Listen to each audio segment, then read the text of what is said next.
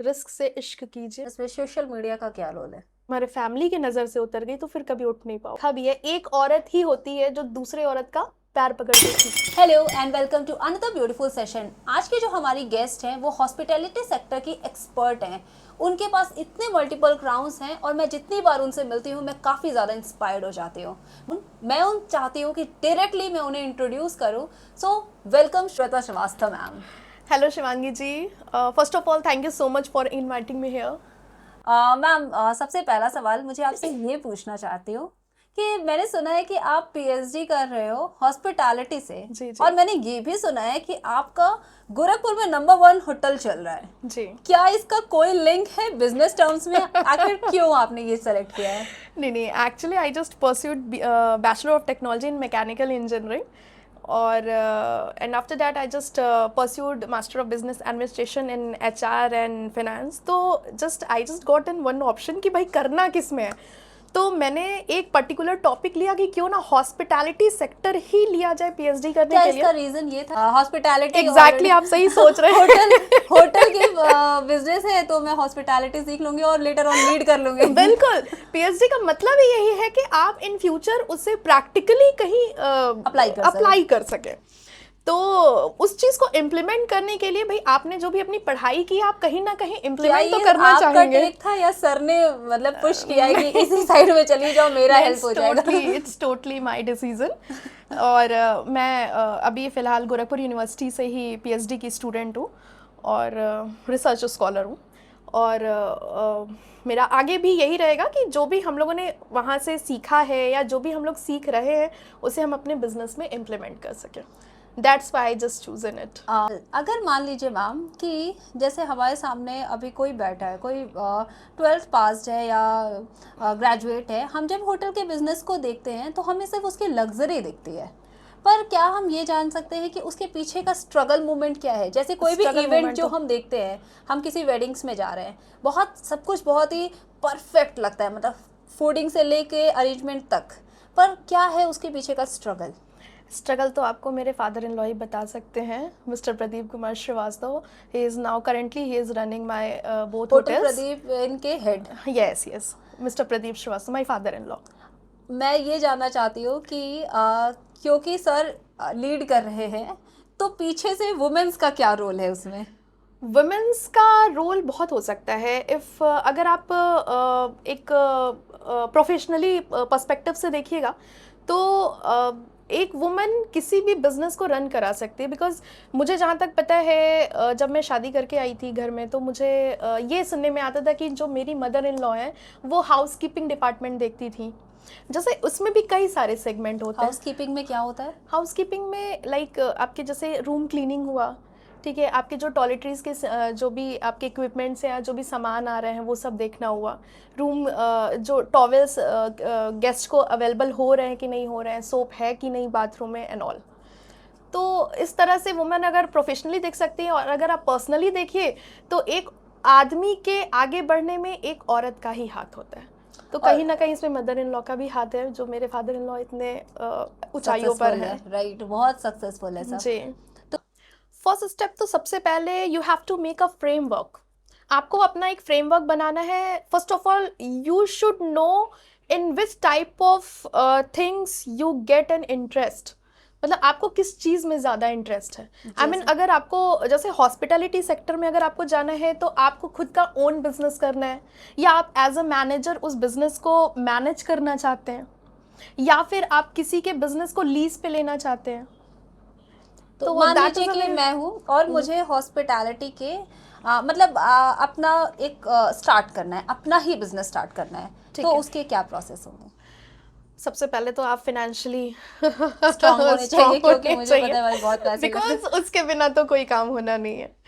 और the second thing is कि आप या तो रेंट पे प्रॉपर्टी लेंगे या फिर आप उसको ओन करेंगे।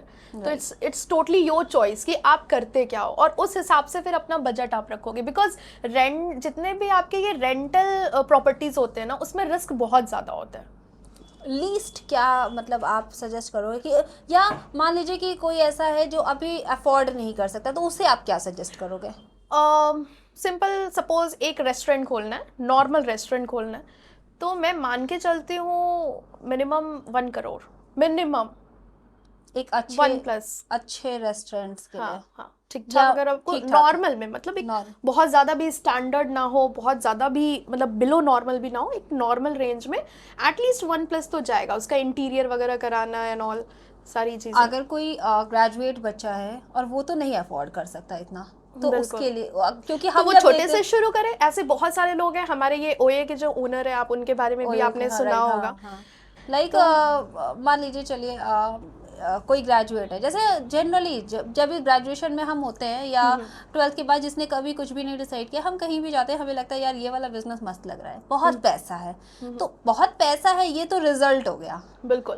पर स्टार्टिंग क्या थी आखिर? कभी तो इंसान ने स्टार्ट किया होगा, किसी जनरेशन ने तो पहला कदम बढ़ाया होगा। बिल्कुल तो वो बिल्कुल। जो पहला कदम होता है, उसके लिए क्या कोई भी mindset? Business, it's not all about the hospitality sectors only. I am just talking about the entire, the whole framework of the business should be start from the below. अगर आप एकदम स्टार्डम ले रहे हो, तो आपको ना पहले एकदम जीरो से शुरू करना चाहिए। आपको ज़रूरी नहीं है कि आप बिल्कुल हाइप से शुरू करो, आप जीरो से फर्स्ट स्टार्ट करिए। स्टेप क्या होगा? फर्स्ट स्टेप होगा कि मैं पहले तो अपना नेटवर्क बढ़ाऊंगी। अगर मुझे ये बिजनेस स्टार्ट करना हुआ, ज़ीरो से शुरू करना हुआ, तो मैं पहले एक नेटवर्क बनाऊंगी अपना, लोगों से कनेक्ट करूंगी, जान पहचान बनाऊंगी, एक रिकॉग्निशन फेस होगा मेरा। ये सारी चीज़ें इंपॉर्टेंट होती है। जब आप एक नेटवर्क में आ जाते हैं ना, तो आप गुडविल में अपने आप ही आ जाइएगा। अगर मान लीजिए मुझे कोई रेस्टोरेंट स्टार्ट करना है, और लेकिन मुझे लगता है हर किसी को जिसको कुकिंग बहुत अच्छी आती है या कोई भी बहुत अच्छा डिश बना लेता है, उसको जनरली लोग आके बोल देते हैं यार तो एक रेस्टोरेंट स्टार्ट कर ले। बिल्कुल। उसके लिए तो क्या? Cloud kitchen, just an example of the cloud kitchen. आप छोटे से स्टार्ट करिए। अगर कोई महिला भी कोई बिजनेस स्टार्ट करना चाहती है, तो वो अपने किचन में कुछ भी बना ले और लोगों से कांटेक्ट कर ले। सपोज अगर कोई सोसाइटी में रह रहा है या अपने कॉलोनी में ही, सबसे पहले अपनी कॉलोनी से ही शुरू करें, सोसाइटी से शुरू करें। एक अपना नंबर प्लेट वगैरह लिखवाना, आपको पोस्टर लगता है लगाना। कि जो लोग हमें जानते हैं वो हमारे बिजनेस को सपोर्ट करते हैं? क्योंकि आप कह रहे हो कि क्लाउड किचन स्टार्ट कर लो और अपनी सोसाइटी से स्टार्ट करो, क्या ये प्रैक्टिकली होता है? लाइक अगर मैं स्टार्ट कर रही हूँ, क्या जो मुझे जानते हैं वो हमसे पहला चीज खरीदते हैं? It's totally depend on the person to person. It's vary from person to person actually, because सबकी थिंकिंग एक जैसी नहीं होती है। बहुत लोगों की थिंकिंग, बिकॉज एक औरत, मतलब ऐसा मैंने सुना नहीं है, मैंने देखा भी है, एक औरत ही होती है जो दूसरे औरत का पैर पकड़ के खींचती है। बट बहुत से समाव ऐसे भी लोग होते हैं जो आपको सपोर्ट देते हैं, आपके लिए एक बैकबोन का काम करते हैं। बहुत रेशियो का ये रेशियो कम है, बट वही ना, it's very on person to person. क्योंकि अगर मान लीजिए कि हमें रेस्टोरेंट स्टार्ट करना है और हम क्लाउड किचन से स्टार्ट भी करते हैं, ऑर्डर्स कहाँ से आएंगे? बिल्कुल आएंगे। आप अपना एडवर्टीजमेंट कीजिए, सोशल मीडिया पे अपने एडवर्टीजमेंट दीजिए। इंस्टाग्राम है, फेसबुक है, वहाँ से लोगों से कनेक्टिविटी बढ़ाइए। अपने फ़ोन नंबर्स, व्हाट्सएप पे बिजनेस अपना अकाउंट बनाइए, वहाँ से आप अपने ऑर्डर्स ले सकते हैं। और धीरे धीरे 1 ऑर्डर, 2 ऑर्डर, फिर 100 होंगे, फिर 500 होंगे। फिर आपका बिजनेस एक टाइम में ऐसा आएगा कि भाई आपको एक सेटअप बनाना पड़ेगा प्रॉपर। फिर आपके घर के किचन से काम नहीं हो पाएगा, फिर आपको लगेगा नहीं अब तो सेटअप बनाना पड़ेगा। मान लीजिए कि हमें 100 ऑर्डर्स आने लगे, 200 ऑर्डर्स आने लगे और हमें सेटअप बनाना पड़ेगा। सेटअप बनाने के लिए कहीं ना कहीं एक टीम की जरूरत पड़ती है। बिल्कुल। पर हर किसी को, लाइक जैसा मैं खाना बनाती हूँ वैसा ही किसी को सिखाना इज नॉट इजी, या फिर एग्जैक्टली तो फिर कैसे होगा? मतलब क्योंकि बिल्कुल मैनेज होता है। आप अभी बहुत सारे इंस्टाग्राम पे ही आप देखे होंगे कि एक डॉक्टर गुप्ता करके आयुर्वेदिक का ऑयल बना रहे, डॉक्टर गुप्ता। तो ऐसा नहीं है कि अगर उन्होंने बनाया तो वो किसी को सिखा नहीं सकते, वो बिल्कुल सिखा सकते हैं। पर एग्जैक्ट सेम चीजें नहीं निकल के आती है बिल्कुल। अब मेरी जैसे मदर इन लॉ जैसा खाना बनाती है और मैं जैसा खाना बनाती हूँ उसमें जमीन आसमान का। मुझे उनके हाथ का खाना बहुत अच्छा लगता है, जबकि मैं उनकी ही रेसिपी फॉलो करती हूँ, उनका ही बनाया वो फॉलो करती हूँ, पर जब वो हाथ लगा देती है मुझे लगता है खाना ज़्यादा टेस्टी हो जाता है। नहीं वो तो है, वो तो कहते हैं ना, अपने जो घर के नानी दादी लोग रहते हैं या फिर हमारी जो मम्मी लोग हैं, उन लोगों के हाथ का टेस्ट, खाने का टेस्ट कुछ अलग ही होता है। But in spite of this हम सीख सकते हैं। मैम मुझे आप ये बताओ कि आपने पीएचडी के इस प्रोफेशन को सेलेक्ट किया, इस कोर्स को सेलेक्ट किया, इसका प्रोसीजर क्या था? मतलब क्या थी आपकी बैक एंड पढ़ाई, क्या थी लास्ट, आपने स्टार्ट कहाँ से किया था, और कहाँ से कैसे कैसे आप यहाँ तक पहुँच गए? ओके, मैं सबसे पहले तो मतलब मैनेजमेंट में यू आर हाँ जस्ट मतलब आस्किंग मान अबाउट। लीजिए आपने देखिए 12th इंटरमीडिएट तक सब पढ़ते हैं, उसके आगे क्या आप शुरू से जानते थे कि आपको यही करना है? नहीं, बिल्कुल नहीं। तो आप क्या बनना चाहते यही थे? बात होती है कि आप चाहते क्या हो और होता क्या है, बट मिलता क्या है। It's totally on your destiny, it's totally depends on your destiny. But starting कहाँ से थी, मतलब क्या बनना चाहते थे आप? मैं बीटेक कर रही थी एंड बीटेक मैंने मैकेनिकल से ही किया था। तो मेरे घर वाले, स्पेशली मेरे पापा चाहते थे, मैं शुरू से वो चाहते थे कि मैं गवर्नमेंट जॉब में जाऊं। ओके। और गवर्नमेंट जॉब में मैं प्रिपरेशन कर रही थी, गवर्नमेंट जॉब की मैंने प्रिपरेशन की, बट समहाउ कभी कोई एग्ज़ाम निकलता था, कभी इंटरव्यू में जाके फंस जाता था, इस तरह से। तो फिर मैंने यहाँ एक कोचिंग है, फिर मैंने वहाँ पढ़ाना शुरू कर दिया। पहले मैंने महिंद्रा में पढ़ाया, फिर मैंने चाणक्य में भी पढ़ाया। पढ़ाते पढ़ाते फिर मैंने सोचा कि एमबीए कर लेते हैं, एमबीए भी हो जाएगा साथ में। मैं एमटेक करना चाह रही थी, बट मैंने सोचा कि इसमें ज़्यादा मेहनत हो जाएगी क्योंकि मैं गवर्नमेंट जॉब की प्रिपरेशन कर रही थी। Even I just got selection in LNT company. तो फिर मैंने उसे छोड़ा, साथ में मैंने फिर अपनी प्रिपरेशन के साथ साथ मैंने पढ़ाया, कोचिंग्स में पढ़ाए, महिंद्रा एंड चाणक्य जैसे कोचिंग में मैं एसएससी और बैंक के बच्चों को पढ़ाती थी। फिर एमबीए सेकेंड ईयर में ही मेरी शादी हो गई, मतलब शादी मेरी तय हो गई। और पापा का ये था कि भाई लड़का भी जिससे शादी होनी है वो भी गवर्नमेंट जॉब में ही होगा। अच्छा। हाँ, तो इसलिए वो चाहते थे कि मैं भी गवर्नमेंट जॉब ही पाऊँ, वो मेरे से प्राइवेट जॉब नहीं कराना चाहते थे। इवन बहुत सारी तो तब कंपनीज में तक मैंने, आपको गवर्नमेंट जॉब मिल ही नहीं थी लेकिन हाँ शादी तक? हाँ हाँ हाँ, मिली, लेकिन थोड़ा बाद में मिली, जो हम्म कि मुझे छोड़ना पड़ा था। हम्म मैंने Madan Mohan Malviya university of technology Gorakhpur में ही मुझे जॉब मिली, बट मुझे छोड़ना पड़ा। मेरा बेबी अभी 1 साल का ही हुआ था, कुछ प्रॉब्लम हो गई थी उसे, जिसकी वजह से वो हॉस्पिटल में 3 से 4 दिन रहा। तो ये सब ट्रॉमा देख के मैंने छोड़ ही दिया था। बेबी के बाद हाँ, क्या करियर परस्यू कर पाना मुश्किल हो जाता है? बहुत टफ है, बट नामुमकिन नहीं है। मुश्किल रहेगा लेकिन नामुमकिन नहीं होगा, बट आपको उस पर पूरा पूरा फोकस देना है। बहुत से ऐसी महिलाएं होती हैं जो गिव अप कर देती हैं कि भाई अब तो बच्चा हो गया, अब क्या, अब तो घर संभालो। बिकॉज आप ना 90% वुमेन्स का आप देखेंगे ना, तो उनका माइंडसेट यही होता है कि अरे औरत है तो घर संभालना। बट ऐसा नहीं है, अगर एक औरत है तो वो घर संभालने के साथ साथ बहुत कुछ कर सकती है। बट मतलब उसके बाद भी तो उसको घर संभालना है। घर तो संभालना ही, वो तो आपको अल्टीमेटली करना ही करना है। पर ऐसा बट को क्यों नहीं बताया जाता कि उन्हें भी करना ही करना है? करना चाहिए। अब जो जनरेशन आ रहा है, हम लोग की जनरेशन तक तो हम लोगों ने जो भी टॉलरेट कर लिया, बट अब की जो जनरेशन है, आजकल के बच्चे सब जानते हैं बनाना, सारी कुकिंग सब कुछ बना लेते हैं। कुकिंग में मैगी है, चाय है, खाना है, डिनर वगैरह, मेरे हस्बैंड भी सब कुछ कर लेते हैं तो खुद से। और इन्हें लकी हस्बैंड, लकी वाइफ नहीं कहना चाहिए, आई थिंक लकी वाइफ नहीं कहना चाहिए, क्योंकि ये दोनों का वो है ना, लाइक आई थिंक हम हमेशा, हम एक्चुअली पता है हम वुमेन्स की ही प्रॉब्लम है। बिल्कुल बिल्कुल, हम बिकॉज हमेशा, हम लोगों ने वो मेंटेलिटी बना ली है हाँ, कि भाई वुमेन है तो घर संभालना है, बट तो ऐसा नहीं है। घर अगर संभालने के साथ एक वुमेन बहुत कुछ कर सकती है। जब लड़की कमाती है तो लड़के को तो नहीं कहते कि लकी हस्बैंड, तो फिर जब लड़का काम करता है तो हम ये क्यों कहते हैं कि लकी वाइफ? क्योंकि बिल्कुल दोनों का पल्ला बराबर है और दोनों को बराबर है। साथ में चलना चाहिए। वो एक थॉट है, एक माइंडसेट है जो आज से नहीं, बहुत पहले हमारे पूर्वजों से चलता आ रहा है।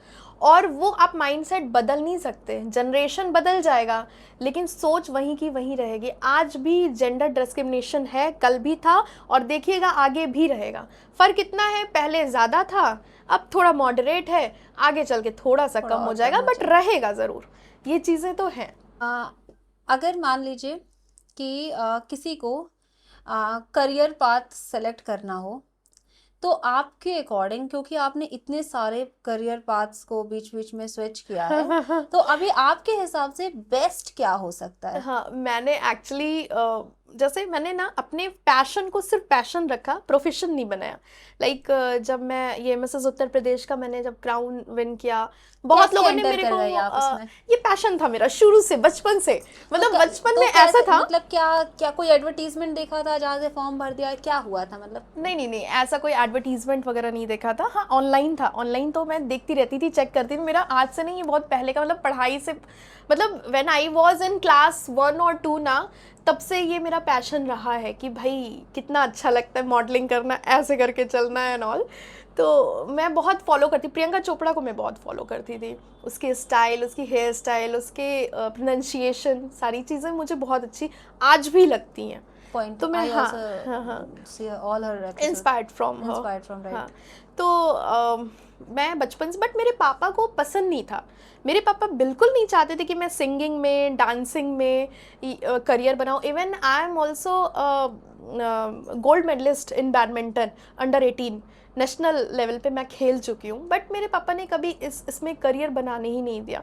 अच्छा, पहले ना एक लोकल चैनल डू चलता यू था। Blame your father for this? नहीं नहीं नहीं, I am not blaming her, because वो उनकी मेंटालिटी थी। मे बी मैं भी कुछ अपने बच्चे से एक्सपेक्ट करूँ, because I was a single child of my parents. तो उनकी जो माइंडसेट, उनका जो थिंकिंग था वो टुवर्ड्स मी। आई थिंक हमारे पेरेंट्स के साथ ये था, they wanted us to be very safe, और इस वजह से वो चाहते थे कि आप एक exactly, government, because he was just concerned कि हम अगर ऐसे किसी प्रोफेशन में चले गए तो लड़का कहाँ से मिलेगा, शादी मुझे तो लगता है यही प्रॉब्लम थी सबसे बड़ी। नहीं नहीं, उनका शुरू से था कि मेरी शादी एक गवर्नमेंट जॉब के ही लड़के से तो हो। इस वजह से वो मतलब गवर्नमेंट मुझे में तो ही आज एंटर भी याद करा। आता है, मेरे पापा बोलते थे कि लड़का भले ही किराए के मकान में हो, चलेगा मेरे लिए। भले ही उसके पास घर में बैठने के लिए सोफा हो चाहे ना हो, वो भी चलेगा मेरे लिए, लेकिन गवर्नमेंट जॉब में होना चाहिए।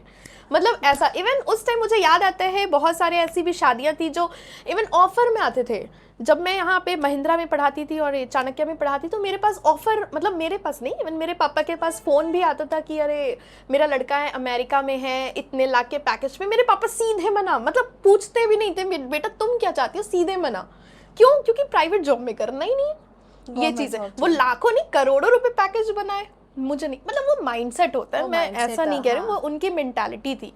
मे बी मेरे बच्चे के लिए मेरी मेंटालिटी अलग हो, मेरे बच्चे के लिए मेरे बच्चे की आप क्या मेंटालिटी अलग चाहते हो, हो। आपका बेबी क्या करे आगे चल के? मैं उस पर किसी तरह का प्रेशर नहीं डालूंगी, उसका जिसमें इंटरेस्ट होगा। अभी तो वो बहुत छोटा बिगड़ है, गया तो? 5 year old ओनली। अगर आपने प्रेशर नहीं डाला, उसे कोई डायरेक्शन नहीं मिला, तो वो डायरेक्शन पाएगा, बिकॉज वो एक फैमिली में रह रहा है, और फैमिली में तो बच्चे इसका बहुत मतलब वो सीधा होटल बिजनेस में एंटर कर जाएगा, क्योंकि ये फैमिली बिजनेस है। अंकल ने किया, कर सर ने सकता है। किया, बेबी ने भी करना है।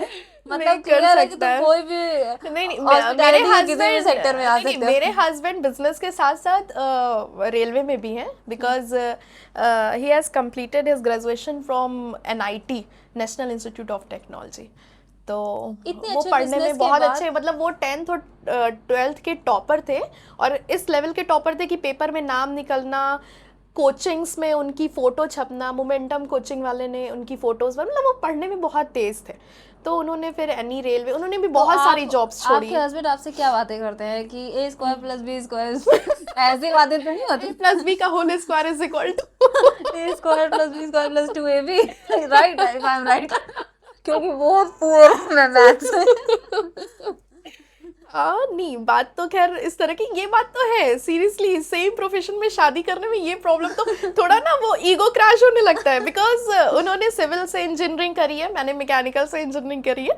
तो वो मेरे को बात बात में ऐसे चढ़ाते हैं, अरे तुम तो मैकेनिक हो, चलो अब लग जाओ यहाँ पे अपना अपना चीनी हथौड़ा लेके। हाँ, वही मैं बोलने जा रही थी, क्या जब पंखे खराब होते हैं तो हाथ चढ़ जाते हैं तो सही करने। तो उनसे फिर मैं भी ऐसे ही कहती हूँ कि भाई आप तो सिविल के, रोड बनाइए, थोड़े पत्थर वत्थर देखिए कितने गिरे हुए हैं गोरखपुर के रोड पे, आदित्यनाथ जी ने डाल रखा है सब। मैम, आपकी लाइफ का सबसे ज़्यादा स्ट्रगल मोमेंट क्या था? लाइक कब ऐसा लगा कि फैमिली, करियर, बच्चा, हस्बैंड, सब कुछ मैनेज करना बहुत ज़्यादा डिफिकल्ट हो रहा है? था क्या है क्या है? मतलब सब कुछ एक साथ मैनेज करना बहुत मुश्किल हो जाता है सीरियसली। एक बच्चे को भी आप देख रहे हो, साथ में आप अपने पैशन को भी फॉलो कर रहे हो, अपना अपना करियर भी अपनी सबसे पढ़ाई डिफिकल्ट भी क्या हो चीज़ें। जाता है, सबसे ज्यादा डिफिकल्ट लाइक? सबसे ज़्यादा डिफिकल्ट हो जाता है बच्चे को देखना। कभी कभी ऐसा फील होता है कि अगर एक वुमन बहुत ज़्यादा ज़रूरत से ज़्यादा अगर वो इन्वॉल्व हो गई, पेरेंट्स में मैं किसी की भी बात कर रही हूँ, मैं सिर्फ वुमन की बात नहीं कर रही हूँ, अगर फादर की भी मैं बात करूँ, तो अगर चाहे मदर हुए चाहे फादर हुए, अगर वो ज़रूरत से ज़्यादा इन्वॉल्व होते हैं अपने अ, मतलब बच्चे को टाइम नहीं देते ना, तो वो बच्चा एक अच्छा डायरेक्शन नहीं पा पाता है, और तो और वो एक स्ट्रॉन्ग बॉन्डिंग फील नहीं कर पाता है। इसलिए मैं भी कोशिश करती हूँ अद्यांश को, मतलब मेरा जो बेटा है, मैं ज़्यादा से ज़्यादा उसको टाइम दूँ, मैं उससे बात करती हूँ, उसे लगे कि हाँ मेरी माँ है जो मेरी बात सुन रही है, मैं किसी भी प्रॉब्लम में होऊंगा तो वो मेरी बात को समझेगी। तो मैं तो सबसे यही कहना चाहूंगी, चाहे वो फादर हो चाहे मदर हो, आप अपने बच्चे के लिए समय ज़रूर निकालिए, आप चाहे लाइफ में कितने भी बिजी हो, बिकॉज ये जो टाइम बीत गया, एक बार बच्चे का बचपन बीत गया तो फिर वो लौट कर नहीं आता है। और यही टाइम है कि जब बच्चे एक अच्छा डायरेक्शन पाते हैं, अगर नहीं पा पाए तो आगे चल के आप लाख उसे टाइम देने की कोशिश करिएगा, वो खुद आपको टाइम नहीं देगा। तो बहुत इंपॉर्टेंट होता है ये और इस चीज़, बीच में अगर करियर आने लगे तो? समय का महत्व समझना बहुत जो ज़रूरी है। लोग 10 to 6 की जॉब कर रहे हैं, कैसे तो निकाल? फिर आपको चूज करना पड़ेगा, अगर करियर आपका बीच में आ रहा अगर है। अगर बच्चे को टाइम दिया हम्म और घर में अर्निंग पर्सन एक ही हो गया, तो एक अर्निंग, कैसे हो सकता है, मदर फादर आई मीन। मान लीजिए कि जो लोग बाहर रहते हैं या हस्बैंड वाइफ सिर्फ हैं, हम्म तो या पेरेंट्स को, क्योंकि आजकल इतने मेडिकल एक्सपेंसेस है, इतने ज़्यादा बच्चों की स्टडीज़ में है कि बिल्कुल आजकल इतने खर्चे हैं कि हस्बैंड वाइफ दोनों को कमाना बहुत ज़रूरी बिल्कुल हो गया है। बिल्कुल तो बिल्कुल। उस कंडीशन में कैसे ही मैनेज होगा, कैसे बच्चे को टाइम दे किसी सकते हैं? किसी एक को मैनेज तो करना पड़ेगा, थोड़ा सेक्रीफाइस भी करना पड़ेगा, नहीं सेक्रीफाइस तो मैनेज तो एटलीस्ट करना पड़ेगा। एक टाइम शेड्यूल बनाना पड़ेगा कि ठीक है, आप बच्चे को इतने टाइम देखिए, मैं इतने टाइम देखती हूँ, मैं इतने बजे जाती हूँ, तब तक आप आ जाना, आप तब तक देखो, फिर मैं देखती हूँ। अदरवाइज तब भी अगर मैनेज नहीं हो पा रहा है तो फिर there is only one option, you have to quit your job only. केवल एक ऑप्शन बचता है फिर, अब वो चाहे हस्बैंड करे या वाइफ करे, choice is yours. Best advice आज तक आपको क्या मिली है किसी से भी? मेरे पापा ने दिया था मेरी जॉब के लिए। अम, मेरी जॉब लग गई थी ट्रिपल एम में, ट्रिपल एम यूटी में। मैं छोड़ना नहीं चाह रही थी बिकॉज एक लंबा सफ़र था, मैं शादी के पहले से ही गवर्नमेंट जॉब की प्रिपरेशन कर रही थी, और घर वालों ने भी, मतलब स्पेशली पापा हमेशा से यही कहते थे कि तुम्हें प्राइवेट जॉब करनी ही नहीं है। मैंने टीसीएस में, एलएनटी में, या फिर येस बैंक करके आप सुने होंगे, उसमें भी मेरा हुआ था असिस्टेंट मैनेजर में। पापा ने सीधे मना किया कि बेटा मुझे ऐसा नहीं कि मुझे तुमसे पैसे लेने हैं या तुम्हारा कमाना, सर बेटा तुम्हें करना हो तो तुम गवर्नमेंट जॉब करो। मतलब उनका ये है कि तुम पैसे ना कमाओ, तुम इज्जत कमाओ। और आपको ऐसा क्यों लग रहा है कि, या अंकल को ऐसा क्यों लगता था कि मुझे तो ये नहीं पता प्राइवेट कि उनकी मेंटालिटी क्या थी, बट मुझे ये पता था कि अगर उन्होंने कह दिया तो फिर वो मेरे लिए पत्थर लक्ष्मण क्यों की लगे? रेखा है, कि अगर मेरे पापा ने कह दिया बेटा तुम्हें प्राइवेट जॉब नहीं करना है तो फिर मुझे नहीं करना है। मैंने तो you think government, this is the best advice जो आपको अपने फादर से मिले कि हमें गवर्नमेंट जॉब में ही एंटर करना हाँ है? वो पापा की मेरे मेंटालिटी थी, मेरी ऐसी कोई मेंटालिटी नहीं थी। तो फिर मतलब मैं पढ़ती थी, अभी जब मेरी शादी के बाद तक मैं पढ़ती थी। इवन मेरा बच्चा छोटा था तो मैं रात के जब वो सो जाता था, रात भर जगता था, बहुत मुश्किल से सोता था। वो सोता था 2 बजे 2:30 बजे, फिर 2:30 बजे से लेकर सुबह 6 बजे तक मैं पढ़ाई करती थी। मेरा जब ट्रिपल एम में हुआ तो जब बच्चे का ऐसा क्रॉनिकल कंडीशन हो गया था उस बीच, तो मेरे पास वही ना, एक को स्विच करना पड़ता है, मजबूरी है, तो वही मेरे साथ वही एग्जैक्टली हुआ। मेरे पापा ने कहा बेटा देखो तुम्हारे अंदर कैलिबर होगा ना तो तुम किसी भी एज में जॉब पा जाओगे, लेकिन लेकिन एक बार अगर फैमिली से, अगर तुम्हारे फैमिली की नज़र से उतर गई तो फिर कभी उठ नहीं पाओगे। उन्होंने कहा कि फैमिली को सबसे पहले प्रायोरिटी दो, बाकी तो तुम्हारे ऊपर है, तुम्हारा कैलिबर होगा तो तुम किसी भी एज में अपना स्टार्टअप, अपना करियर स्टार्ट कर सकते हो। और मैंने किया भी। मेरा बच्चा जब अब 3 साल 4 साल का हो गया, जो मेरा ब्रेक लगा हुआ था, मैंने फिर पीएचडी को परस्यू करके उसे रन क्या कराया। एक बार जॉब को, मान लीजिए कि कोई जॉब कर रहा है और एक बार जॉब को क्विट करता है बीच में, तो क्या रीस्टार्ट करना आसान होता है? बहुत मुश्किल होता है, मतलब रीस्टार्ट करना तो मुझे लगता है बहुत मुश्किल है। सिर्फ जॉब ही नहीं, अगर आप कोई प्रिपरेशन भी कर रहे हो और किसी चीज़ में ब्रेक लग गया और फिर आपको स्टार्ट ज़ीरो से करना है, तो वो बहुत मुश्किल हो जाता है। मतलब ये एक समझिए आपके लिए एक टारगेट हो क्या जाए मुश्किल करना। पड़ता है जैसे? जैसे आप जब किसी चीज़ को फ्लुएंटली अगर आप सीख रहे हैं, तो आपको उसको आगे बढ़ाने में टाइम नहीं लगेगा। लाइक जैसे आपने ड्राइविंग सीखा, ठीक, आप गए, आपने एडमिशन ले लिया, आपने ड्राइविंग सीख लिया। ड्राइविंग सीखने के बाद आपने ड्राइविंग छोड़ दी, आपने 2-3 साल ड्राइविंग नहीं किया, तो फर्स्ट टाइम जब आप स्टेयरिंग पकड़ोगे तो क्या कॉन्फिडेंस आएगा? ये क्वेश्चन से पूछ नहीं रही हूँ, नहीं आएगा? नहीं नहीं आता। आ सकता। तो जस्ट इसी तरीके से अगर कोई भी स्टार्टअप आप लेते, अगर ब्रेक हो जाता है और उसके बाद से आप रीस्टार्ट करते हो, वो चाहे आपकी पढ़ाई हो चाहे आपका जॉब हो, तो बहुत सारी प्रॉब्लम फेस करनी पड़ती है। इसी तरह की प्रॉब्लम फेस करनी पड़ती है, बिकॉज वो फ्लुएंसी खत्म हो जाती है। अगर आपको ये माइंडसेट है कि हाँ भाई मेरा अभी ब्रेक लगा है बट हमेशा के लिए नहीं लगेगा, तो आप माइंडसेट अपना रखिए कि मुझे करना है। मतलब एक फ्लुएंसी होनी चाहिए, एक कंसिस्टेंसी बनी रहनी चाहिए। अगर कंसिस्टेंसी नहीं है तो फिर आप लाइफ में कुछ कर नहीं पाओगे। लाइफ में कुछ करने के लिए आपको फ्लुएंसी, कंसिस्टेंसी और साथ ही साथ फोकस बहुत ज़रूरी होता है। एक बेस्ट एडवाइस अगर आपसे मांगी जाए किसी न्यू कमर के लिए इन एनी इंडस्ट्री, तो वो आप क्या दे सकते हो? आपके जितने तजुर्बे रहे हैं अभी तक, उसमें कोई भी एक बेस्ट एडवाइस कि अगर किसी को भी अपना करियर स्टार्ट करना है, चाहे बिजनेस करना है चाहे जॉब करना है, तो उसके लिए क्या होगी? बस रिस्क से इश्क कीजिए, मैं यही कहूँगी। करना है चाहे वो किसी फील्ड में स्टार्ट करना है, तो थोड़ा तो रिस्क लेना पड़ेगा। मतलब आपके अंदर ये गट्स होना चाहिए, रिस्क उठाने का गट्स होना चाहिए। बिना रिस्क के आप आगे नहीं बढ़ सकते। किस टाइप का रिस्क मतलब? रिस्क इन द सेंस कि आपने जो पैसे इन्वेस्ट किए हैं वो शायद डूब जाए। आपने जो जहाँ तक का सोचा है कि अल्टीमेट, बिकॉज अल्टीमेट गोल जो होता है किसी भी बिजनेस का होता है, वो होता है प्रॉफिट प्रॉफिट मैक्सिमाइजेशन का ही, मैक्सिमाइजेशन। कि आपको प्रॉफिट ही पाना हो। वो सपोज अगर प्रॉफिट ना हुआ तो क्या करेंगे आप? आपकी केवल कॉस्ट प्राइसिंग निकल रही है, जो आपकी अपने स्टाफ को सैलरी में निकल जा रही है, आपके कोई रेंटल प्रॉपर्टी उसका रेंट देने में निकल जा रहा है, प्रॉफिट नाम तो जीरो है। कितने तो महीनों इट्स के ऑल्सो बाद, एक बिजनेस स्टार्ट होने के कितने महीने बाद डिपेंड बिजनेस करता है उसकी प्रॉफिटेबल? लोकेलिटी पे, डिपेंड करता है उसकी सर्विसेज पे, डिपेंड करता है कि वहाँ के जो मैनेजमेंट है वो कैसा है। मैनेजमेंट बहुत अच्छा है, सर्विस बहुत अच्छी है, लोकेलिटी बहुत अच्छी है, तो बिजनेस को प्रॉफिट पाने में बहुत समय नहीं लगता है। बट कोई भी एक अगर ऐसा मैनेजमेंट एग्जाम्पल, नहीं किसी भी अच्छा। एक ऐसे बिजनेस का अगर हम एग्जाम्पल लेना चाहें, कौन सा बिजनेस मतलब एग्जाम्पल में लिया जाए लाइक कैसा? जिसका हम ये समझ सके कि प्रॉफिट मार्जिन कैसे कैलकुलेट होगा? किसी भी बिजनेस का प्रॉफिट मार्जिन कैसे कैलकुलेट होगा?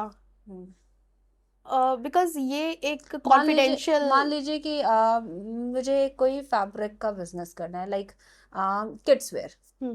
फॉर एग्जांपल मुझे किड्स वेयर का बिजनेस स्टार्ट करना है, तो कितने टाइम के बाद मैं ये एक्सपेक्ट कर दूं कि मेरी बिजनेस प्रॉफिटेबल हो जाएगी, या मेरा क्या माइंडसेट होना चाहिए पहले बिजनेस स्टार्ट सबसे करते समय? पहले तो आप अपनी लोकेलिटी देखिए कि आप किस लोकेलिटी में अपने बिजनेस को इस्टेब्लिश कर रहे हैं। अगर आप फैब्रिक के business, I mean kids where business खोलना चाह रहे हैं, तो सपोज आप गोरखपुर की लोकेलिटी में देख लीजिएगा, तो यहाँ पे आपका जैसे जो जितने भी पॉज एरिया लाइक गोलघर हुआ, असुरन मेडिकल रोड हुआ, मोहद्दीपुर हुआ, इन सब में है किस तरह के वहाँ के कस्टमर हैं जिसको आप ग्रिप कर सकते हैं, जो वहाँ से अफोर्ड कर सके आपके वहाँ से परचेस करना।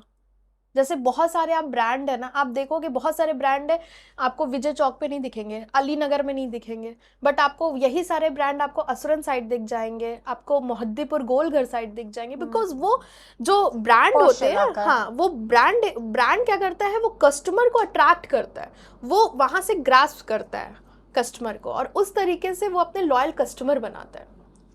तो मान लीजिए कि मैंने अपना एक शॉप स्टार्ट किया और किसी, मान लीजिए गोलघर में स्टार्ट किया एक पॉश इलाके में, तो वहाँ का तो रेंट काफ़ी ज़्यादा है। बहुत ज्यादा होगा, बिल्कुल। तो और फिर कंपटीशन भी उतने ही ज़्यादा है, क्योंकि फैब्रिक का ही पूरा मार्केट है, बच्चों का ही ड्रेस का कलेक्शन बहुत ज़्यादा है। बिल्कुल। तो तो वहाँ पे आपको वहाँ प्रॉफिट कंपटीशन देना ही नहीं है। आपको चाहिए कि ऐसे जगह पे हम अपने बिजनेस को एस्टेब्लिश करें जहाँ पे उस कोई हमारा कॉम्पिटिटर ना हो, हमारा मोनोपोली हो। मतलब मार्केट में मोनोपोली होना बहुत ज़रूरी है। अगर आपके पास मोनोपोली है तो मतलब आप किंग ऑफ मार्केट हो। ये मोनोपोली कैसे क्रिएट करें, क्योंकि गोरखपुर में ऑलरेडी बहुत ज़्यादा हैं। बिल्कुल, बहुत मोनोपोली बिल्कुल क्रिएट हो सकती है। यहाँ भी आपने देखा होगा F salon by fashion TV खुल रहा है, अभी गोरखपुर में एफ सलून नहीं खुला है, ये आपका मोनोपोली हुआ। गीतांजलि सलून है, मोनोपोली है। टोनी एंड गाय, मोनोपोली है। ऐसे बहुत सारे हैं जो मोनोपोली है। कैसे क्रिएट होता है ये मोनोपोली? मोनोपोली क्रिएट नहीं होता है, मोनोपोली बनाना पड़ता है। लाइक हमारे कंपटीशन में कोई खड़ा ना उतर सके, हमारा एक ऐसा ब्रांड हो जो हमारे कॉम्पिटिटर, मतलब हमारे कंपटीशन में वो हमारे सामने एग्जिस्ट भी ना कर सके, दैट इज कॉल्ड मोनोपोली। पर वो कैसे क्रिएट करेंगे, क्योंकि हमारा जो बिजनेस हम डिस्कस कर रहे हैं वो है किड्स वेयर, और किड्स वेयर में ऐसा क्या करेंगे कि हमारे मोनोपोली क्रिएट हो जाए? इनोवेटिव कर सकते हैं जय- किड्स वेयर में। किड्स वेयर में मोनोपोली तो पहली बात हो नहीं सकती, बिकॉज ऐसे बहुत सारे आपके पास ऑप्शन है आपके सिटी में। बट हाँ, उसमें कुछ क्रिएटिविटी कर सकते हैं, कुछ ऐसा डिस्काउंट हुआ या कुछ उसमें जैसे शोज वगैरह जो हुए, या कुछ ऐसे इवेंट ऑर्गेनाइज करके। आप देखते होंगे अधिकतर रॉयल रेजिडेंसी या कहीं कहीं इवेंट ऑर्गेनाइज होता है जहाँ पे एग्जीबिशन लगता है, तो इस तरह से आप अपने मोनोपोली को क्रिएट कर सकते हैं। बट जो ब्रांड होते हैं, स्पेशली जो ब्रांड होते हैं, वो मोनोपोली ही क्रिएट करते जैसे मेन फोकस होता है सेल बढ़ाना है, हैं। हाँ, सेल बढ़ाने का क्या तरीका है? मेन फोकस आपका होता है आप किस तरह से प्रॉफिट को मैक्सिमाइज कर Maximize सकते हो, सके, हाँ। अपने रेवेन्यू को इंक्रीज कर सकते हो और रिस्क को कम कर सकते हो। ये 3 की पॉइंट्स होते हैं किसी भी बिजनेस में सक्सेसफुल होने के लिए। मतलब किसी भी बिजनेस को अगर आपको आगे बढ़ाना है तो रिस्क मिनिमाइजेशन बहुत ज़रूरी है, प्रॉफिट मैक्सिमाइजेशन बहुत ज़रूरी है, और रेवेन्यू रिटर्न बहुत ज़रूरी होता है। तो बिजनेस अगर आपको स्टार्ट करना है, लाइक आप क्या फैब्रिक का अगर आप बिजनेस कर रहे हैं या किसी भी तरह का बिजनेस कर रहे हैं, तो आप छोटे से शुरू करिए ताकि आपका रिस्क कम रहे। अगर आपका पैसा डूब भी रहा हो तो इतना ज़्यादा ना डूब रहा हो कि आप पर आपको प्रभावित कर रहा हो, इतना हो कि ठीक है हम इतना टॉलरेट कर सकते हैं। अगर कोई बिजनेस जिसमें सारी चीज़ें सेट हो चुकी हो, सब कुछ परफेक्टली चल रहा हो, लेकिन जैसे आपने बोला मोनोपोली क्रिएट कर लो, जैसे कोई भी बिजनेस जब स्टार्ट होता है, एक जूस की दुकान जब चलने लगती है तो आसपास बगल में दूसरा ठेला आ जाता है बिल्कुल जूस का लेकर के। बिल्कुल। तो उस समय पे कैसे अपने आप को बेस्ट करें? जैसे एक जूस की दुकान है, बगल में एक जूस का, अपने आप हाइजीन को बढ़ा सकते हैं, मतलब किसी तरीके से कंपटीशन में आप उससे बेटर हो सकते हैं, तो वहाँ पे आप अपने बिजनेस को ग्रोथ दे सकते हैं। बिकॉज वहाँ पे कोई भी अगर कस्टमर आएगा तो दोनों में कंपैरिजन करेगा, उसके रेट में कंपैरिजन करेगा, हाइजीन फैक्टर में कंपैरिजन करेगा, और तब फिर वो चूज करेगा कि मुझे यहाँ जाना चाहिए या वहाँ जाना चाहिए। आपके हिसाब से आज के बिजनेस में सोशल मीडिया का क्या रोल है? सोशल मीडिया का बहुत बड़ा रोल होता है। सोशल मीडिया के ही थ्रू हमें चीज़ें पता चलती हैं। बहुत से ऐसे लोग हैं जिन्हें न्यूज़ चैनल देखना नहीं पसंद आता है, बट फिर भी वो अधिकतर मतलब न्यूज़ पढ़ते भी हैं और इंस्टाग्राम यूज़ कर रहे हैं, फेसबुक यूज़ कर रहे हैं, उससे उनका इंटरेस्ट न्यूज़ चैनल की तरफ ज़्यादा बढ़ जाता है। तो सोशल मीडिया से तो हमें जानकारी प्राप्त बहुत हो जाती है। एनीथिंग। हॉस्पिटैलिटी बिजनेस में रील्स कैसे काम करता है? मान लीजिए कोई सी का हॉस्पिटैलिटी बिजनेस हो, होटल ही हो, प्रमोशन देता है वो, लाइक कोई भी रील है और अगर हॉस्पिटैलिटी पे है या किसी भी तरह के बिजनेस पे कोई रील बना हुआ है, एक तरह से कह सकते हैं कि ये इन्फ्लुएंस कर सकता है लोगों को कि मुझे ये खरीदना है। सपोज मैंने दीपिका पादुकोण को कह दिया कि आप आइए मेरे होटल में आइए और शूट कराइए, तो वहाँ पे भी हमारे होटल का एडवर्टीजमेंट हो रहा है, प्रमोशन हो रहा है। तो social media marketing is the one of the अगर मैं बेस्ट। आपके होटल में एंटर कर रही हूँ, what is the first thing you would want कि मैं उस पे नोटिस मेरा जाए सबसे पहला? द डिसिप्लिन ऑफ स्टाफ्स बहुत ज़रूरी है। अगर आप इंटर कर रहे हो और अगर हमारे फ्रंट डेस्क का जो भी मैनेजर है, जो भी स्टाफ है, वो खड़े होके आपको ग्रीट नहीं कर रहा है, तो हमारा इंप्रेशन तो वहीं खराब हो गया। सबसे पहले कि वो आपको उठेगा, खड़ा होगा, आपको ग्रीट करेगा, तो वो एक अलग सी फीलिंग आएगी। आपको ऐसा फील होगा कि आप कनेक्ट हो गए हमसे, आपको लगेगा कि हाँ यहाँ मेरी वैल्यू है, मुझे थोड़ा सा इम्पोर्टेंस दिया जा रहा है। मैंने सुना है तो जब discipline is very hotel, important. ऐसी कौन सी चीज़ है जो हम मिस कर देते हैं जब हम किसी भी होटल की बुकिंग लेते हैं? मतलब एक कस्टमर पॉइंट ऑफ व्यू से अगर हम क्या ऐसी चीज़ है जिसका हमें बहुत ज़्यादा ध्यान रखना चाहिए while comparing two hotels? सबसे पहले तो जब आप रूम्स वगैरह की बुकिंग लेते हैं तो मतलब मैं एक कस्टमर के पर्सपेक्टिव से बता रही हूँ। पॉइंट यही मैं जानना हाँ, चाहती हूँ। मैं ये बता रही हूँ, उसके रिव्यूज़ देखिए आप कि रिव्यूज़ कैसा है। जैसे आपका 4.8 4.9 का अगर रिव्यूज़ जा रहा है तो it will be very much good reviews for that. लेकिन अगर वही रिव्यूज़ ख़राब हैं तो फिर आप क्यों ही बुक करोगे। तो मुझे लगता है कि बहुत बड़ा फैक्टर, रिव्यूज़ बहुत बड़ा फैक्टर होता है कस्टमर के लिए, फिर वो उस अकॉर्डिंग वहाँ जाता है। क्या कस्टमर जब एंटर करता है तो फर्स्ट थिंग क्या होती है होटल के अंदर? एक आपने बोला कि होटल का डिसिप्लिन, उसके सेकंड पॉइंट पे एक कस्टमर को ऐसी कौन सी सर्विस आप सबसे पहले प्रोवाइड करते हो? लाइक हमें सबसे पहला चीज़ उन्हें क्या प्रोवाइड करनी? Like I am running a hotel और कोई कस्टमर मेरे अंदर एंटर कर रहा है इसमें होटल के फर्स्ट स्टेप पे है, तो उसको सबसे पहली चीज़ क्या हम उसे ग्रीट करना चाहिए, उसे कॉम्प्लीमेंट्री ड्रिंक ऑफर करना चाहिए। जब एक होटल से एक कस्टमर चेकआउट करता है तो उसके बाद क्या होता है होटल में? फीडबैक बहुत इंपॉर्टेंट है। एक कस्टमर का फीडबैक कैसा रहा, अगर वो 2 दिन हमारे होटल पे स्टे किया तो उसका फीडबैक कैसा अगर रहा। कोई कस्टमर कहता है कि मुझे ये चीज़ आपके होटल की अच्छी नहीं लगी हम्म, या मैं ये एक्सपेक्ट कर रहा बिल्कुल था। उस चीज़ को हम लोग नोटिस करते हैं। वो किसी भी होटल में नोटिस होता होगा आई थिंक, कि जो भी फीडबैक रहता है कस्टमर का, चूंकि वो पब्लिकली रहता है तो उस पे हम लोग वर्क वर्क करते हैं और उस फ्लॉज को हटाने की कोशिश करते हैं कि नेक्स्ट टाइम अगर ऐसा हो तो होने ना पाए।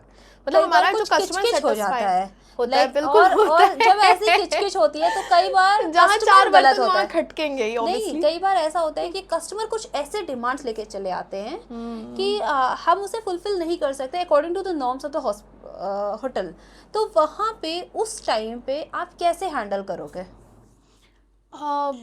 जो पहले तो उनकी जो प्रॉब्लम्स है उसे समझना चाहिए। उनकी जो भी उन्होंने उनके जो पॉइंट्स है वो कहना क्या चाह रहे हैं उन्हें समझना चाहिए और उसे प्रॉब्लम को शॉर्ट आउट करना चाहिए अगर शॉर्ट आउट हो सके तो।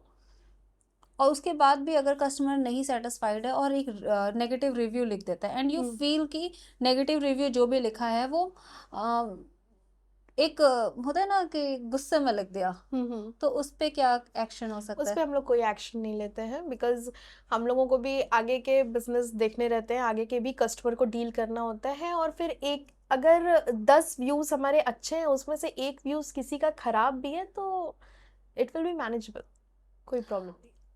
अगर किसी स्टाफ से कोई कांच का ग्लास हम्म अचानक से टूट जाए तो उस पे क्या रिएक्शन होना होता है, बिल्कुल होता है, बिकॉज वो भी इंसान है, गलतियां तो किसी से भी हो सकती हैं। कस्टमर के ऊपर कई बार ऐसे कुछ स्पिल हो गया तो उस टाइम पे क्या कैसे वो रिएक्ट तो करते हैं? बिहेवियर ऑफ द कस्टमर्स पे डिपेंड करता है कि वो क्या सोचते हैं। वो उस पे गुस्सा होते हैं या फिर ये सोच देते हैं कि चलो ठीक है, तो नॉर्मल सी बात है, ऐसा तो किसी के साथ भी हो सकता है, होता भी है। और मैनेजमेंट के अंडर फिर क्या होता है, मतलब वो स्टाफ जब अंदर जाता है तो फिर क्या तो होता है? ऑब्वियसली डांट तो पड़ती ही है कि अरे ऐसा क्यों भाई, सही से नहीं करना चाहिए, बट तो इंसान है, क्या ही कर सकते हैं, और गलतियां किसी से भी हो सकती हैं। और लाइक क्या ऐसा कोई रेटिंग सिस्टम भी होता है, स्टाफ की हाँ, मार्किंग या ऐसा कुछ? स्टाफ की मार्किंग तो नहीं, बट फीडबैक वी कैन से कि हाँ मार्किंग ही है। मतलब फीडबैक होता है हमारे अपनी, आपने 360 डिग्री का नाम सुना होगा ना, 360 डिग्री फीडबैक का नाम सुना होगा। उसमें ऑर्गेनाइजेशन के अंदर ही एक दूसरे को एक दूसरे फीडबैक को दिया जाता है, फीडबैक तो देना वो होता है। 360 डिग्री जो मैनेजमेंट में चीज़ें हैं वही हमारे होटल में भी होती हैं, एक दूसरे का फीडबैक दिया जाता है। अगर कोई कस्टमर आ करके किसी एक पर्टिकुलर, कोई आपका रेगुलर कस्टमर है और आपके किसी स्टाफ को रेगुलरली जब भी वो विजिट करता है उसे किसी एक पर्टिकुलर स्टाफ से थोड़ा सा लगने लगे उसे कि this staff is not good और वो आपसे कंप्लेन कर रहा है, what will be your action? और क्योंकि वो आपका स्टाफ भी बहुत फेवरेट है हम्म तो उस पर आप क्या एक्शन लोगे? कोई कंप्लेन करेगा तो मैं उसे समझाने की कोशिश करूंगी कि भाई ऐसा नहीं, ऐसा ये चीज़ें ऐसी होनी चाहिए थी। अगर वो नहीं भी समझता है तो एक्शन में अगर उसने बहुत बड़ा ऐसा फॉल्ट कर दिया तो फिर मेरे पास एक ही ऑप्शन होता है कि उसे निकाल देने का, मैं टर्मिनेट कर दूंगी उसे। और अगर बहुत बड़ा कोई ऐसा डिफॉल्ट नहीं है, कोई इतना बड़ा कोई फॉल्ट नहीं है पर तो रेगुलरली अगर वो कह रहे हैं, मतलब जैसे कस्टमर भी आपके रेगुलर हैं तो और वो मतलब कंप्लेन उनका ये है कि जब भी मैं विजिट कर रही हूँ या कर रहा हूँ, तो उस टाइम पे आपकी ये पर्टिकुलर स्टाफ हाँ कुछ ना कुछ ऐसा कर रही है जो मतलब उन्हें बॉदर हो रहा है, which is not extreme but still वो बॉदर हो रहा है, हाँ। अनइंटेंशनली हो रहा है पर वो बॉदर हो रहा है, तो उस केस में क्या करना है? सबसे पहले तो हम लोग का फोकस कस्टमर पे ही होता है कि भाई वो सेटिस्फाइड है। इसके लिए हम लोग कस्टमर अपने स्टाफ को भी पूरे तरीके से लगा देते हैं जी जान से कि भाई लगे रहो, मेरा कस्टमर ऐसे नाराज होकर नहीं जाना चाहिए यहाँ से, बिकॉज हमें लॉयल्टी यहाँ पे क्रिएट करनी है। पर ये तो हो तो चुका है अब, मतलब जो कंडीशन बना था हाँ, वो तो हो चुका है। वो तो हो चुका है। बट ठीक है, अनइंटेंशनली भी अगर कुछ ऐसा हो रहा है तो उसके लिए भी हम लोग कोई ना कोई एक्शन लेंगे ही लेंगे। मतलब ऐसा कि कस्टमर को ऐसा फील हो कि हाँ उससे गलती हुई तो उन्होंने उसका पनिशमेंट उन्हें दिया है, ऐसा फील होना चाहिए। क्या ऐसा बेस्ट मोमेंट रहा है आपकी पूरी जर्नी में, जो भी आपने अभी हॉस्पिटैलिटी सेक्टर के पूरे जर्नी में, ऐसा कौन सा मोमेंट था जो आपको लगा कि ये बहुत मेरा प्राउड मोमेंट था? मतलब ऐसा तो, ऐसा हमने तो खैर चूंकि मेरे फादर इन लॉ ही देखते हैं, अभी तो वो हेड है, तो उन वही सब सारी चीज़ें देख रहे हैं फिलहाल तो। बट कभी ना कभी ऐसा फील होता है कि जब मैं फैमिली में बैठ के और अपने कुछ सजेशन देती हूँ कि ऐसा ऐसा नहीं, ऐसा होना चाहिए, हमें कुछ और क्रिएटिव करना चाहिए। तो जब मेरे फादर इन लॉ मुझे एक शाबाशी देते हैं या एक मतलब मुझे फील होता है कि हाँ मैंने कुछ किया, वो मेरे लिए बहुत प्राउड मोमेंट होता है। जब आपके डिसीजंस को एक्सेप्ट कर लिया जाता एक्सेप्ट कर लिया जाता है मेरे डिसीजन को, तो मुझे लगता है कि अच्छा मैंने अच्छा सोचा है। है। लेटर ऑन आप मतलब लीड करने के प्लान में हो होटल बिजनेस को ही, इसी it's totally depend on the time and the situation and my families अभी आपका बैकग्राउंड। माइंडसेट क्या कह रहा है? मेरा माइंडसेट तो अभी फ़िलहाल यही कह रहा है कि मैं जो अभी कर रही हूँ, आई मीन पीएचडी, मेरा जो इंटरेस्ट है वो टीचिंग में बहुत ज़्यादा है। अब बिजनेस है वो बात अलग हो गई, बट टीचिंग में मेरा इंटरेस्ट बहुत है। तो मैंने, चूंकि मैं पीएचडी कर भी रही हूँ और कर भी इसीलिए रही हूँ, इसलिए नहीं, बहुत लोग कहते हैं अरे नाम के आगे डॉक्टर लग जाएगा, नाम के आगे डॉक्टर लगाना तो अलग बात है। नाम के आगे डॉक्टर लगाने के लिए ऐसे बहुत सारे कोर्सेज हैं जिसके बाद आप डॉक्टर लगा सकते हो। बट आप एक लंबा टाइम, आप एक 4 साल आपने बीटेक किया, अपनी ग्रेजुएशन में दिया, थेसिस में दो जाके साल हाँ 2 साल आप अपना मास्टर में दे रहे हो, एमबीए किया मैंने, उसके बाद फिर आप पीएचडी में 3 से 4 साल दोगे, तो ऑब्वियसली सिर्फ डॉक्टर लगाने के लिए नहीं दोगे ना, कुछ करने के लिए दोगे। मतलब डिपेंड करता है कि आपका इंटरेस्ट किस में है। करियर भी उसी में बनाना चाहिए जिसमें आपका इंटरेस्ट हो, और इसीलिए मैंने बहुत सारे तो इवन फाइनल गोल क्या है सेमिनार्स लिया। आपका? फाइनल गोल यही है कि जैसे मैंने बहुत सारे जगह पे सेमिनार लिया, लाइक मैं अभी इक्फा यूनिवर्सिटी गैंगटॉक में भी सेमिनार देकर आई हूँ, अभी केआईपीएम में भी मेरा सेमिनार था, एक्सपर्टीज इन हॉस्पिटैलिटी सेक्टर पे ही। तो बस ये है कि मैं लोगों को जागरूक करना चाहती हूँ, जो स्टूडेंट्स अभी जो पढ़ रहे हैं, अगर उन्हें अपना खुद का बिजनेस स्टार्ट करना है, अगर एज अ मैनेजर काम करना चाहते हैं, एज अ लीज पे अपने कोई बिजनेस स्टार्ट करना चाहते हैं, तो उन्हें एक अवेयरनेस देना कि आपको करना कैसे है, क्या है ये, मतलब ये सेक्टर होता क्या है। बिकॉज बहुत सारे लोग जानते हैं कि ये है क्या, तो ये सर्विस है, नहीं, service and hospitality both are different things. क्या डिफरेंस है दोनों में? बहुत अंतर है। जैसे आप आए मेरे पास, मैंने कहा कोल्ड ड्रिंक चाहिए, अच्छा लगेगा आपको सुन के? नहीं।